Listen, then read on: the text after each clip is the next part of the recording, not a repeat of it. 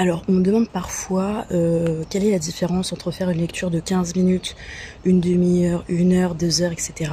Et ce que je réponds en général, c'est que tous nos sujets, tous nos besoins d'information, de clarté, d'inspiration ne demandent pas toujours le même temps, le même tempo pour pouvoir s'explorer. Donc il y a des questionnements qui sont assez rapides en fait, où on a plutôt besoin de quelque chose d'assez dynamique. Et donc là, une lecture courte va être vraiment très soutenante et va faire que ça dise ce que ça a à dire et vous continuez dans votre histoire. Et puis, il y a des espaces de vie, des zones d'aventure où on a besoin de plus de temps. De temps aussi pour que les choses se révèlent.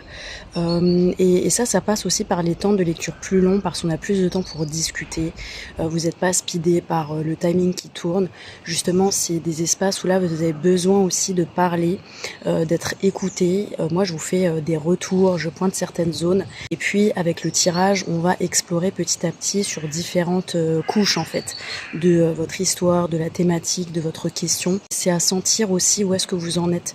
Est-ce que là, vous avez besoin de ce petit coup de pouce qui est un peu plus rapide et qui vous permet, d'avancer?